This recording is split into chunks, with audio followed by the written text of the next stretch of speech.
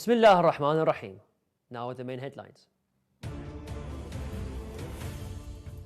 United Nations mission urges protective measures for Shia community after deadly attack in Herat. Alarming disappearances, over 50,000 unaccompanied child migrants missing in Europe. Imam Hussein Foundation continues its weekly program of Delight an Orphan. And Uyghur advocacy groups welcome new US sanctions bill.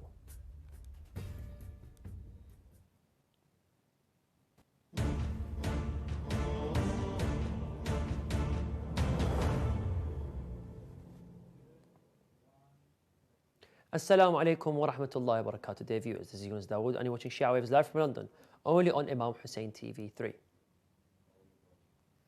The United Nations Assistance Mission in Afghanistan, the UNMA, has condemned the Monday attack on a Shia mosque in the Guzara district of Herat, calling for an immediate investigation into the incident. More details in the following report.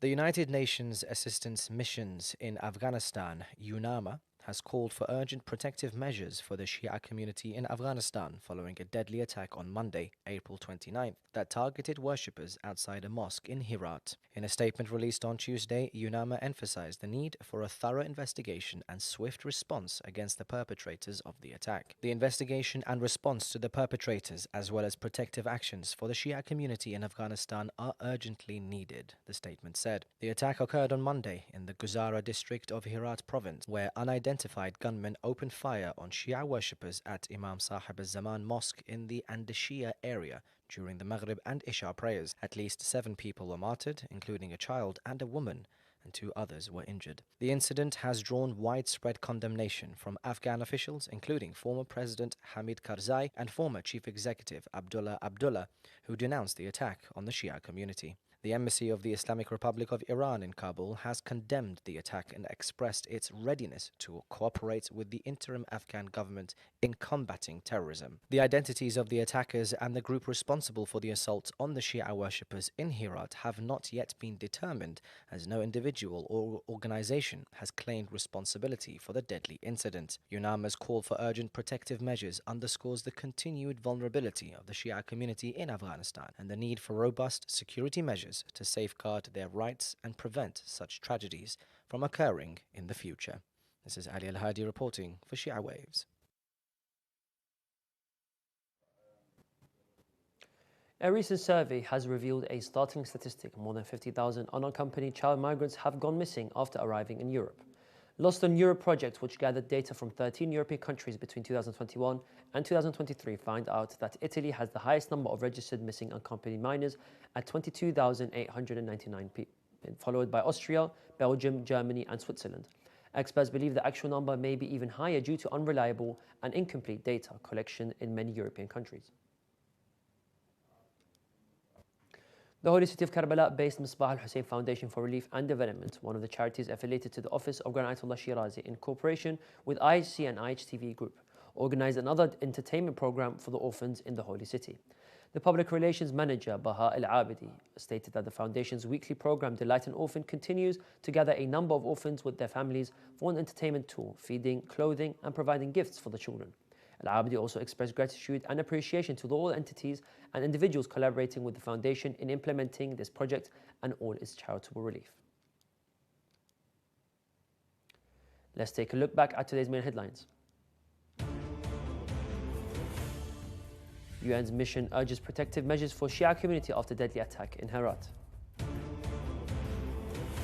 Alarming disappearances, with over 50,000 unaccompanied child migrants missing in Europe.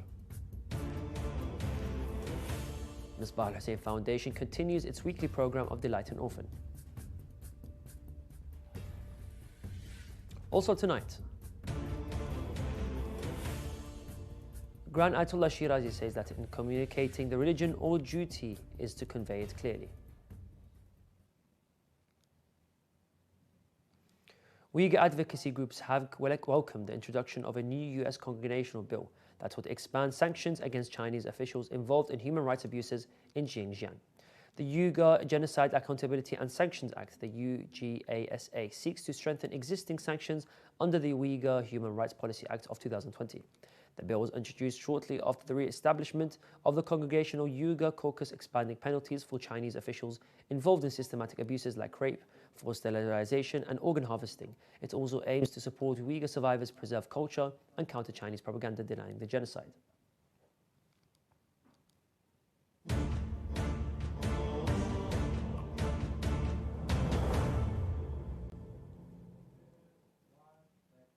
And now continue with some shorter news. Nearly 5 million Sudanese are close to famine as the country's civil war passes over the one-year mark. According to statements from aid officials, the warring parties, the army and the rapid support forces are preventing or hindering aids from reaching areas where the starvation is taking hold. Parts of Sudan are on the brink of famine, a brewing crisis that is man-made. Agriculture has been ravaged as farmers have their harvested crops stolen by the RSF and fled their lands due to the violence, the report explained. Hunger, not just now fighting, is now driving displacement as people leave home in search of food. Malaria and other diseases are spreading among our displaced. Dozens of Kentucky Fried Chicken (KFC) restaurants have closed in Malaysia following a months-long economic boycott over the American fast food chain's perceived links to Israel. KFC branches operating in Malaysia confirmed that they were temporarily shutting but did not specify how many restaurants would face closure. However, local media reports said that over 100 branches will be shut. The closure decision comes in amid claims that in Malaysia that KFC has links to Israel, which is now leading a brutal war on Gaza Strip. KFC was the latest American food franchise to be targeted of the national boycott movement in the country over US support for Israel, media reports said. A groundbreaking new study has found out that a healthy lifestyle can offset the genetic risk of premature mortality by over 60%. The research published in BMG Evidence-Based Medicine analysed over 350,000 participants in the UK Biobank. The study revealed that individuals with high genetic risk have a 21% greater chance of early death. However, adopting an optimal lifestyle of no smoking, regular exercise and adequate sleep and a nutritious diet can prolong life expectancy by up to 5.2 years at the age of 40, regardless of genetic predisposition. Amidst the nation's ongoing parliamentary elections, a fierce gun battle erupted between Indian security forces and Maoist rebels in the forests of central India, resulting in the deaths of at least 10 insurgents. The clash occurred on Tuesday in the Abu Majd area of the Maoist-affected Basta region, following a similar encounter on April 16th that left 29 rebel fighters dead in nearby district. The Maoists, who follow a Marxist-Leninist ideology, have waged a protracted guerrilla-style insurgency against the government, seeking to empower impoverished farmers and labourers and assert control over the region's natural resources. The Ruang volcano in Indonesia erupted again on Tuesday, prompting authorities to raise the alert status to its highest level, evacuating more than 12,000 people living on the nearby island. The eruption follows a series of eruptions earlier this month that forced hundreds to evacuate and the airport in the provincial capital of Manado to close. Footage shared by Indonesia's disaster agency showed strikes of lightning flashing above the Ruang's crater as fire-red clouds of lava and rock were projected into the air and rained down on the island.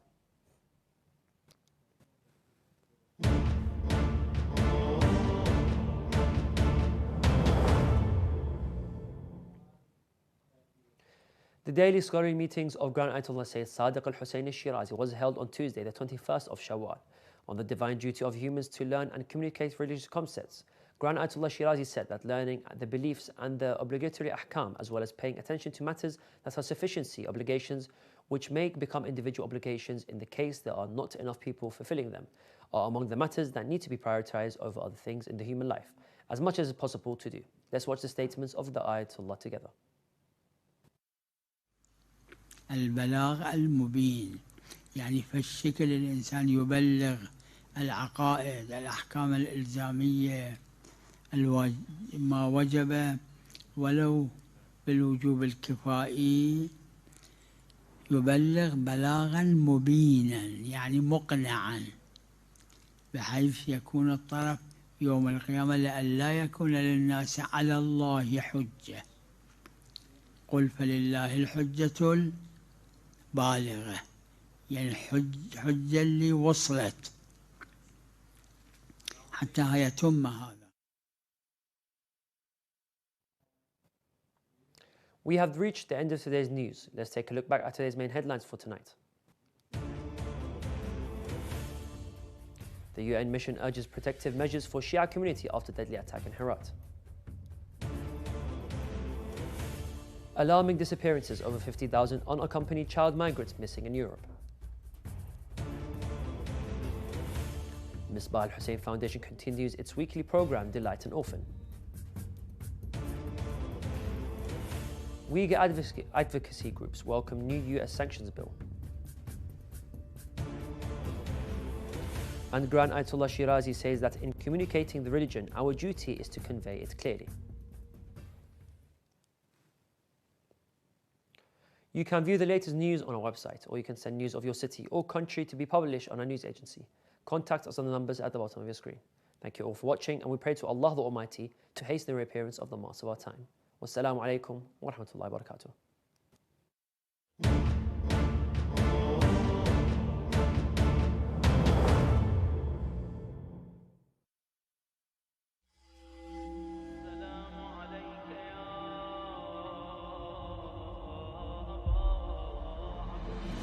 السلام عليك يا أبا عبد الله السلام عليك يا ابن رسول الله السلام عليك يا ابن أمير المؤمنين وابن سيد الوصيين السلام عليك يا ابن فاطمة May your heart be at ease, O servant of mine. I am your Mawla al-Hussein. I am the stranger of Karbala, and you are a stranger in these moments. Whoever visits my resting place, I visit theirs, and if they were put in hellfire, my intercession would spare. Did you not visit me after every salah? Did you not cry for me and wail for me? Did you not call out, Labbayka ya Hussein? Did you not call out, Labbayka ya Hussein? You have a right upon me, O my servant, and here is where you will take it, so do not be scared. O Allah, I beseech you in the name of my mother Fatima and her broken ribs. Let the light of Ziyarat Ashura bring tranquility to the graves of your deceased. By contributing to the Husseini message, a recitation of Ziyarat Ashura will be in the name of your loved ones who have passed on. Let their names be mentioned by the grave of Aba Abdullah al-Hussein alayhi salam one final time.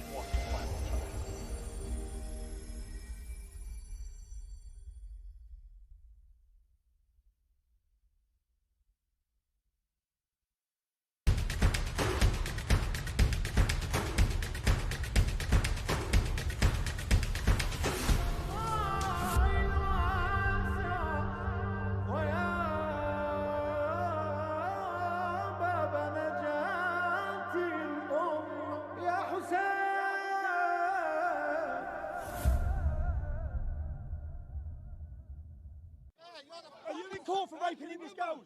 Remember? You're here defending the paedophile. I'm here defending your dad. These women are here defending the paedophile. You're here defending.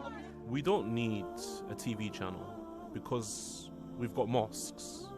We have Islamic centres that are always open. We have schools teaching Islam. Hijab is part of a school uniform. Islam has come and it's established here in the West. And everyone's happy. They love us, our food, our fashion, our culture. The media is always on our side. We've got plenty of English speakers, plenty of English books, and plenty of places to go and learn in the English language. Let's be real. Let's get active. Be more involved. www.imamhusseinfree.tv.